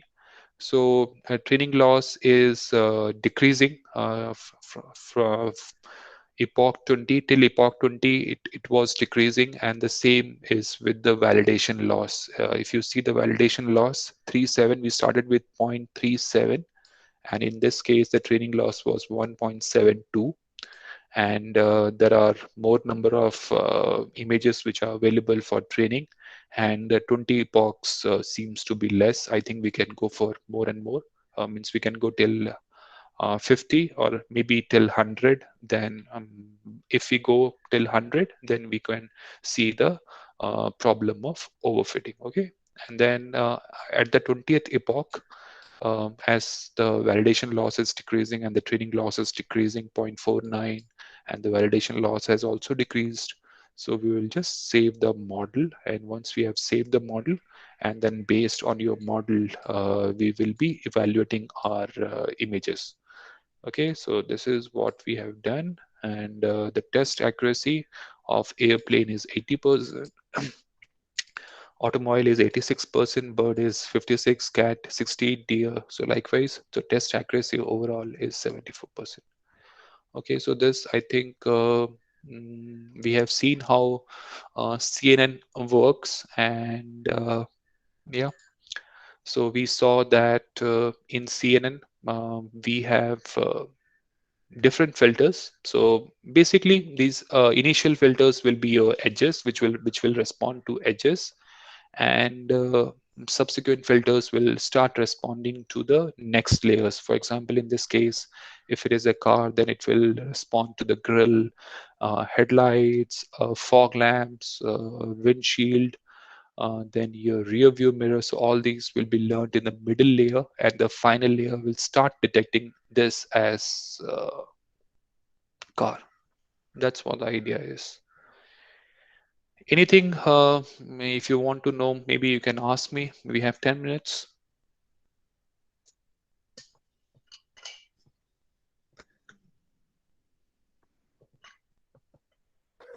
Sir, I have one very basic question, not related to the CNN. Yesterday when you start the class, so you gave examples of deep learning, like face recognition, fingerprint. All these are the examples of deep learning, and we know that deep learning is a subset of machine learning. So, can you give some examples for machine learning? Like, if we want to teach class ninth grade students, like what is the difference between machine learning and deep learning? So, you always give examples. So can you Okay. give some examples where machine learning is there but not deep learning? When you have, let me go to my slide.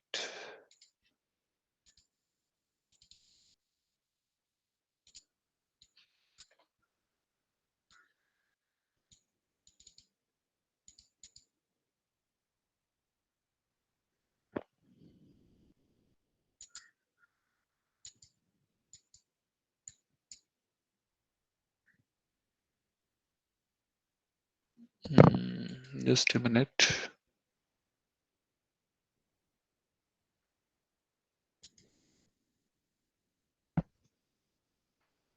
Yeah, so this one is your artificial intelligence, and then you have machine learning, and deep learning is a subset of machine learning.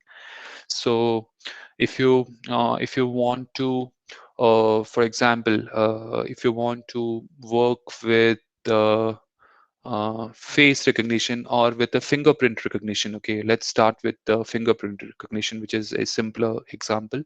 And if you don't want to use deep learning, so what you can do is you can learn the hand features. Maybe you can use shift, or you can use surf. These are all feature descriptors which you can learn, and then you can give it to your SVM. So basically you are doing a shallow learning. So you are not using, for example, if you have less data, and if you want to work with less data, and if you have less data, and you don't want to use deep learning, just because you have seen that in deep learning is quite hungry for data.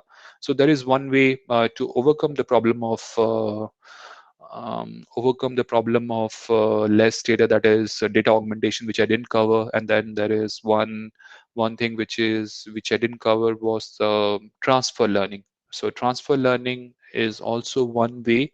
Instead of doing everything from scratch, you are standing on the shoulders of the giants. So people have trained the ImageNet model. You can use their data for your application. So what I was telling is for this fingerprint recognition, and if you want to do some simple, whether it's a fingerprint of a human or it's a non-human, so what you can do is you can learn the feature. So the feature learning will be, you have to get your feature descriptor. So you can use any feature, be SIFT.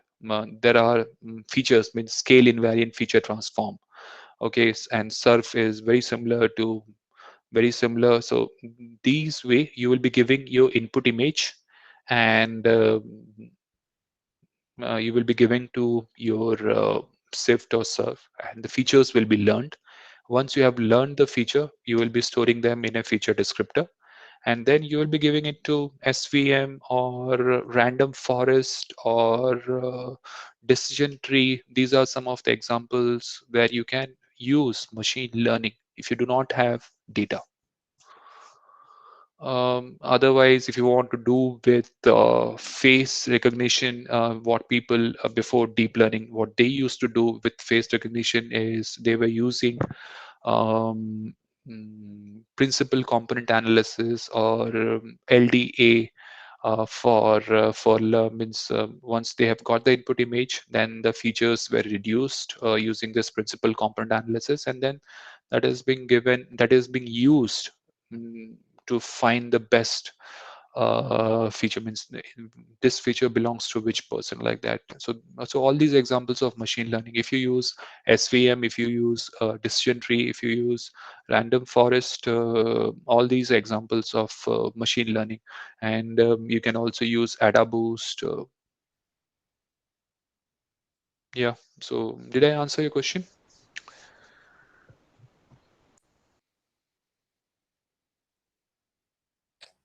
Yes, yes, sir. For my understanding, the answer is clear, but I'm asking about for class 9 student. Like if class 9 student asks from me, what is the difference between machine learning and deep learning? Give some real Okay. life examples. So Okay. in Okay. Then I would say, in machine learning, in deep learning, in machine learning, you do a shallow learning. So that means the number of layers, or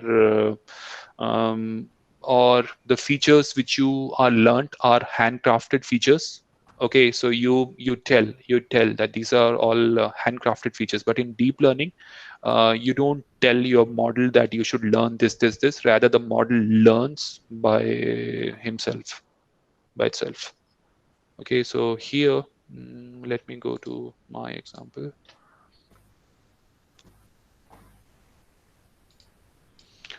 So in this one, this is a face recognition.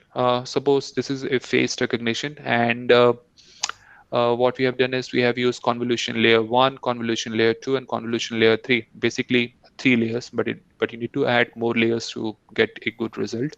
And the convolution layers will learn the features, and you do not have to tell that these are what do you call um, you have to tell that these are eyes or these are face. But in machine learning, what you can do is you can take handcrafted features. So handcrafted features means there will be some means so the computer vision example.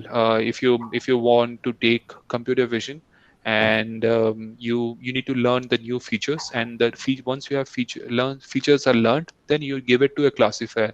So if you use support vector machine, or if you use regression, then that becomes a machine learning problem. Maybe I think Thank you, sir.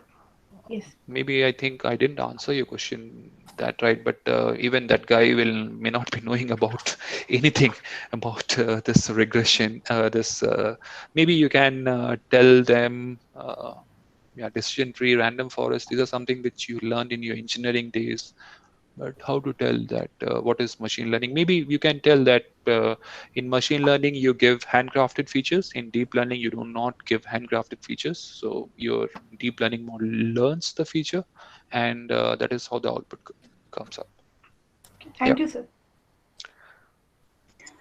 Sir, is CNN used only for image classification No, or? no. So CNN is being used for speech recognition as well, even for your Spotify. So, for example, what they do is they just convert your audio waveform to a image kind of spectrogram, and then they run it through CNN. So even your Spotify, which gives you a playlist every day, a new playlist, is also using a CNN. And be it Netflix, if you want to group similar kind of movies, so even CNN runs over your data set. If you want to do video summarization, or if you want to do text, or machine translation, as I said, all your Alexa, Hey Siri, Okay Google, they use. Can I say it is anything which is not structured data?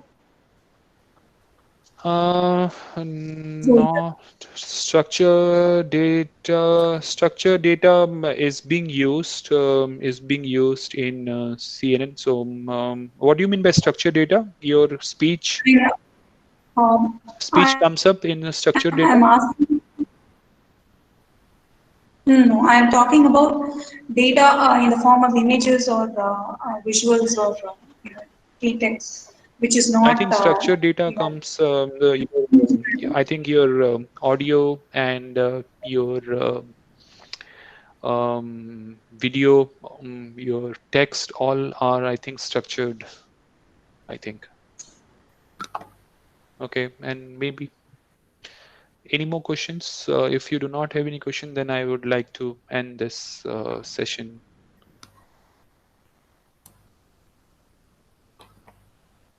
Any questions from the So can you participants? Yeah. Repeat your question.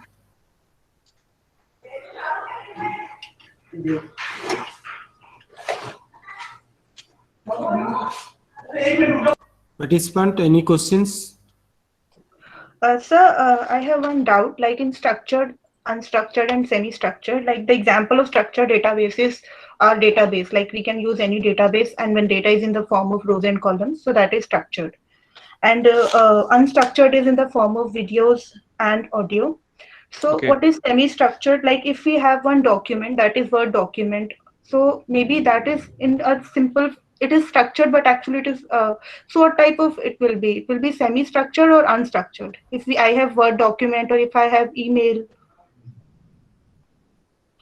that is in organized way. I think this is the answer for you. Supervised learning. Okay, so you have a structured data and you have a unstructured data. So unstructured data is your audio, image, and text. So what do you mean by this? What do you mean by semi-structured data? Actually, sir, in one book, I have seen that there are three kinds of this: unstructured, structured, and semi-structured. But in semi-structured, they have not given any example. So that's why I'm asking. So, is there Okay, any? I'm not aware of this semi-structured. Even I was not remembering this structured and unstructured data. So this unstructured data so is your image So, and sir, some. what? Okay, sir. So, what about a Word document? If we have data in Word document, So data so in Word document is coming in text, so it's unstructured data. fine. Thank you, sir. So tabular data is your structured data. Fine. Thank you, sir. Yeah. Yeah, sir, one question, maybe a silly question actually. Sir, like you said that you input the image and then suppose facial recognition, the output will come like Mohan, the picture is recognized as it is Mohan or something else. So that means we are labeling somehow that this is the picture of, this picture will, if you recognize it and then this is Mohan and or it is Bill Gates Yeah, or. yeah. So when you give this when you train the model, you tell that this person this you will be giving 100 images of Mohan to the model with different angles, different cameras, different pose, different facial expressions. So you will be feeding all these 100 images to the model, and you will be telling that this is and different lighting conditions as well, Mm, and you will be telling that this is how Mohan looks like, maybe with specs, maybe without specs, maybe okay. when his hairs are long. So all these No, no, things. that means we are somehow labeling the data. No, we are not. Yes, yes, yes, yes. So you need to tell that this is Mohan. Okay. Yeah. Thank you.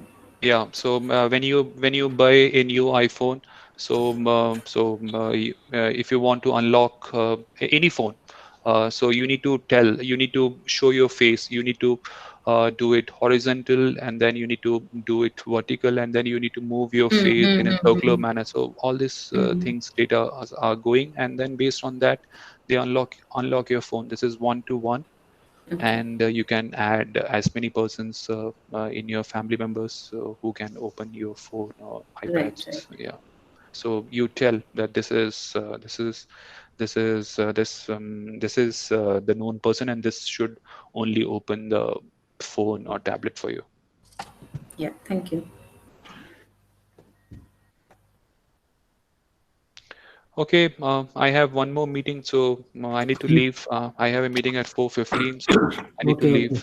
Okay, thank Thank you you. so much, Dr. Panda, for joining with us and Yeah, giving us so valuable it was a time. pleasure. So it was a pleasure, and thank you, Professor Bunil, for inviting me and talking, making everyone understand. So yesterday's session was not that great. Even I also understand, just because we went into too many questions mode, and I was not able to cover what I had thought. But today it was really great. I enjoyed a lot. So thank you. Yeah. Thank you so much. Thank you. Bye bye. Yeah. Have a nice day. Yeah. Bye.